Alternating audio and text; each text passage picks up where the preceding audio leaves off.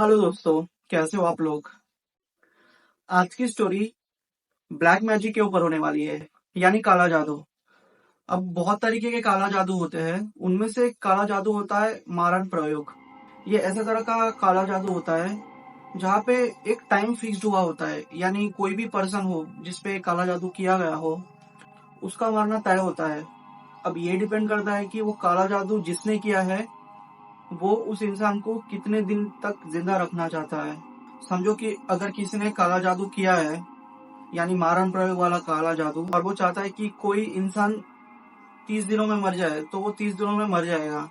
अगर टाइम पे इसको फाइंड आउट नहीं किया गया तो फिर वो इंसान की मौत पक्की है। फिर आज की स्टोरी भी कुछ ऐसी ही है।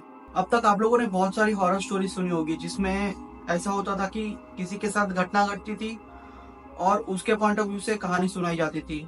आज जो मैं आपको कहानी सुनाने वाला हूँ वो एक तांत्रिक के पॉइंट ऑफ व्यू से है।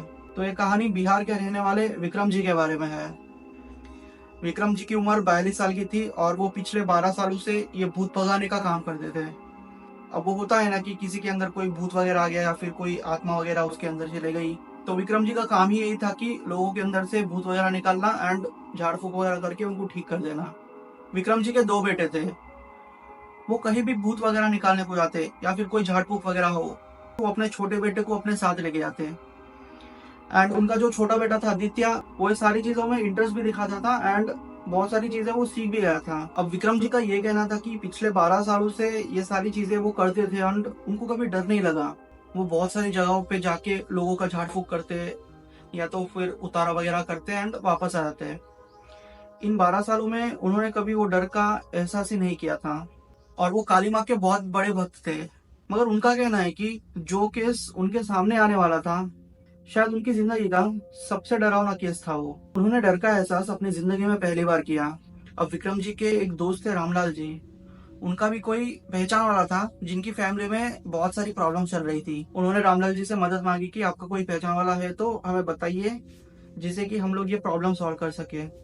फिर रामलाल जी विक्रम जी के पास आए और बोले कि विक्रम जी देखिए, प्रॉब्लम ऐसी है कि मेरे जो पहचान वाले हैं उनकी फैमिली में सब लोग बीमार पड़ रहे हैं एंड उनमें से ज्यादा बीमार एक औरत है जिनकी तबीयत इतनी खराब हो चुकी है कि शायद वो कभी भी मर सकती है। एंड ये जो भी सिलसिला था 2-3 महीनों से स्टार्ट हुआ।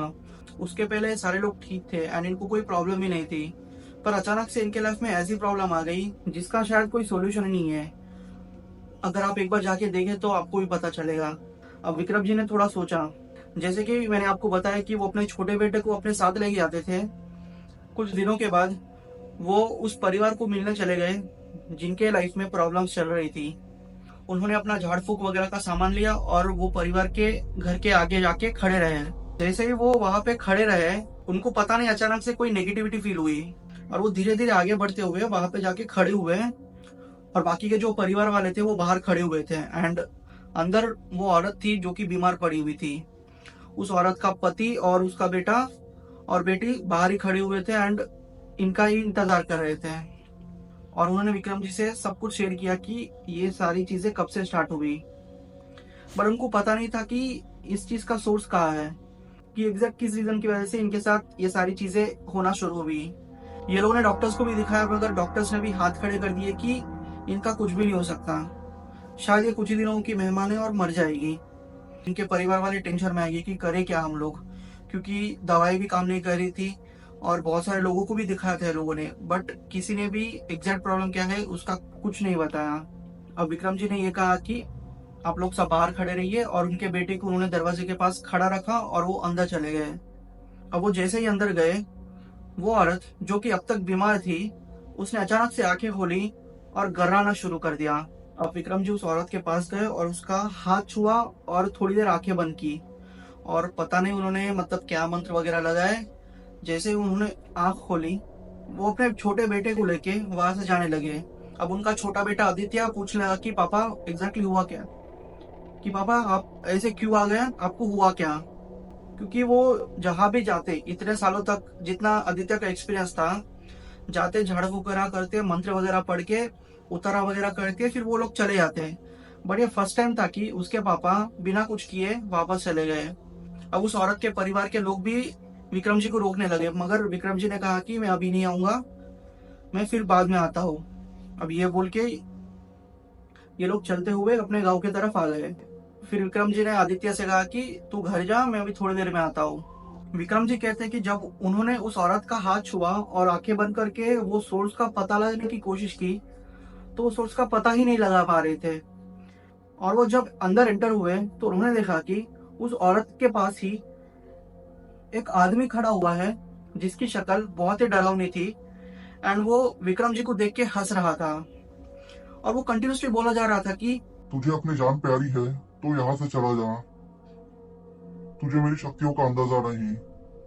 और विक्रम जी ने ये ऑब्जर्व किया कि उस औरत के पीछे एक बुरी आत्मा बैठी हुई है, जो कि एक औरत की आत्मा थी और जोर जोर से हंस रही थी। अब विक्रम जी को अंदाजा हो गया था कि ये दोनों आत्मा के सामने विक्रम जी टिक नहीं पाएंगे। विक्रम जी के लिए सबसे डरावना मोमेंट ये था कि जब उस आत्मा ने उस औरत को देखा और दरवाजे पे ऐसे हाथ दिखाया। जब विक्रम जी ने दरवाजे पे देखा तो वहां पे देखा कि दरवाजे पे उनका बेटा खड़ा हुआ है। विक्रम जी को समझते ये देर नहीं लगी कि वो आत्मा ये चाहती है कि अगर तू इस औरत की मदद करेगा तो मैं इसकी बलि ले लूंगी। विक्रम जी को पहली बार लाइफ में डर का एहसास हुआ, क्योंकि उनका सामना कोई मामूली आत्मा से नहीं था। ये आत्मा बहुत ही पावरफुल थी। इसलिए बिना कुछ कहे विक्रम जी वहां से वापस आ गए। विक्रम जी को लगा कि जो भी शक्तियां उनके पास है वो शक्तियां काफी नहीं है उस आत्मा को काबू करने के लिए। इसलिए फिर वो वहां से वापस आ गए एंड साधना वगैरह करने लगे। तो अब होता ये है कि ये सारी चीजों के बीच में बहुत सारी नेगेटिविटी ये लोगों के अंदर भर जाती है। यानी ये भी कह सकते हैं कि ये आत्माओं को पकड़ने के चक्कर में कुछ ना कुछ चीजें उनके शरीर के अंदर चले जाती है।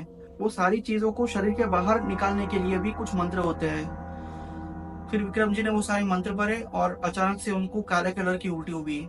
इसका मतलब ये था कि जो भी उनके अंदर चीजें थी वो बाहर निकल गई, यानी बुरी चीजें बेसिकली। विक्रम जी आंखें बंद करके कुछ मंत्र पढ़ रहे थे और अपने गुरु को याद कर रहे थे। बेसिकली वो अपने गुरु से मदद मांग रहे थे कि ये सारी चीजें क्या है और ये सारी चीजों का मतलब सॉल्यूशन क्या है। फिर उनके जो भी गुरु थे उन्होंने पता नहीं कैसे उनको ये सारी चीजें बताई कि इस बार जो तेरा पाला पड़ा है वो मामूली आत्मा नहीं है। अगर तूने इस आत्मा को अच्छे से नहीं काबू किया तो वो तेरे फैमिली की जान भी ले लेगी। अब फैमिली का नाम सुनते ही विक्रम जी थोड़ा डर गए। उन्होंने कुछ मंत्र पढ़े और उस दिन वो फिर घर चले गए। 2-3 दिनों तक तो कुछ हुआ नहीं और चौथे दिन वो फिर से उस परिवार के पास चले गए और उन लोगों को पूछा कि तुम लोग आरती वगैरह क्यों नहीं करते, पूजा वगैरह क्यों नहीं करते घर में। तो फिर वो जो औरत थी उसकी बेटी ने बोला कि हम लोगों ने सारी चीजें करने को ट्राई किया, मगर जब भी हम लोग कोई मंत्र पढ़ते या फिर पूजा वगैरह करते तो वो औरत अपने आप को हर्ट करने की कोशिश करती। बेसिकली वो अपने हाथ मरोड़ देती या फिर गला मरोड़ देती। अब उस चीज के डर से हम लोगों ने पूजा करना भी बंद कर दिया। ये सारी चीजें उनकी बेटी एक्सप्लेन कर रही थी। अब विक्रम जी समझ गए कि ये कोई मामूली आत्मा तो नहीं है। फिर भी उन्होंने दूसरी बार उस कमरे में जाके इस आत्मा को काबू करने की कोशिश की। हुआ यूं कि जैसे ही विक्रम जी उस कमरे के अंदर एंटर करे, वो औरत अचानक से स्माइल कर रही थी। उस औरत के पीछे जो 2 आत्माएं थी वो भी स्माइल कर रही थी। उनमें से एक आत्मा ने बोला, तुझे कहा था ना पिछली बार यहाँ पे मत आइयो, इसकी मदद करने की कोशिश मत कर, तू भी मारा जाएगा। विक्रम जी ने कुछ मंत्र वगैरह पढ़ने की कोशिश की, मगर वो जो भी मंत्र थे इस पे काम ही नहीं कर रहे थे। एंड अचानक से वो औरत उठी और विक्रम जी को धक्का मार दिया। विक्रम जी दरवाजे के पास आके गिर गए।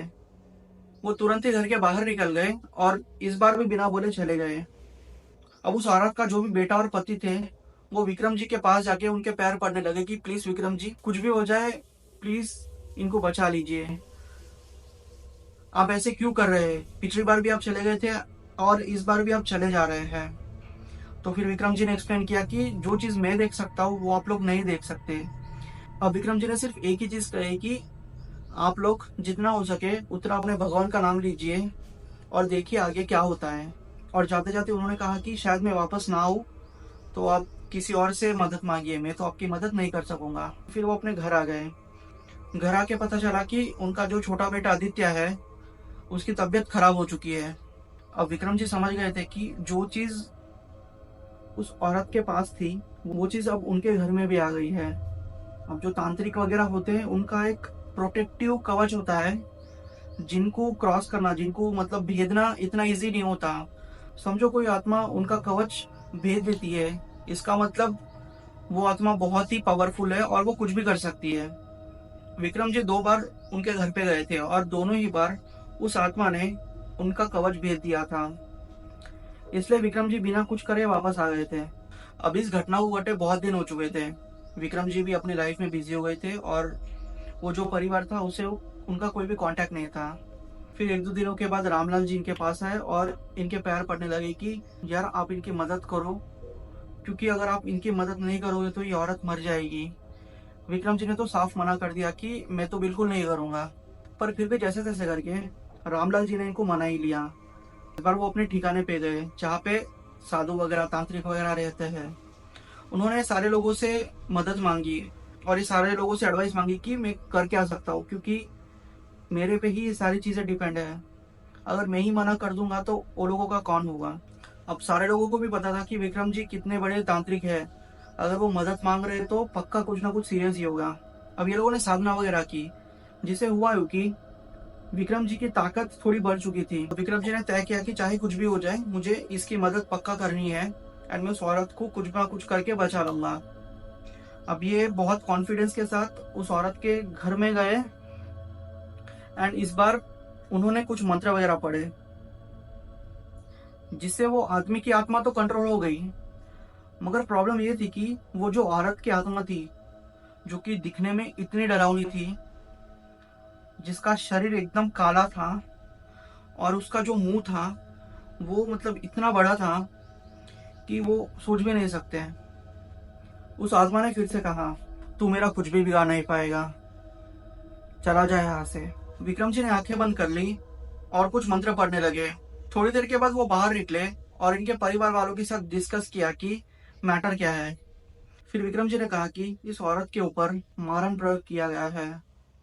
मारण प्रयोग एक ऐसा काला जादू होता है जो जिसपे किया जाए उसकी मौत पक्की होती है। अब ये सुन के इसके परिवार वाले जो भी थे वो सब रोने लगे और विक्रम जी के आगे हाथ गिड़गिड़ाने लगे कि विक्रम जी प्लीज आप ही हो जो हमारी मदद कर सकते हो, प्लीज हमें कुछ भी करके इस चीज से बाहर निकालिए। अब विक्रम जी ने कहा कि मैं ट्राई करूंगा, अगर ये सारी चीजें कंट्रोल में होती है तो अच्छा है, क्योंकि ये काला जादू जिसने भी किया है हम लोगों को उसके पास जाना पड़ेगा और ये सारी चीजों का पता लगाना पड़ेगा।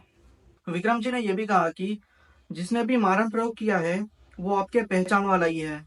अब ये लोग को समझ में नहीं आया कि ऐसा कौन हो सकता है कि इनके परिवार वालों पे मतलब इतना गुस्सा हो कि वो जान लेने पे तुल जाए। फिर भी विक्रम जी ने अपने साइड से पता किया कि ऐसा काला जादू उनके पूरे एरिया में सिर्फ एक ही जन कर सकता है।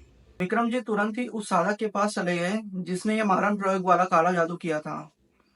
उन्होंने उससे बात करने की कोशिश की, मगर वो साधक थोड़ा सन की किस्म का था। उसने बोला कि अगर तू तेरे परिवार का अच्छा चाहता है तो यहाँ से चले जा, उस औरत की मौत तो पक्की है, कोई भी उस औरत की मौत नहीं रोक पाएगा।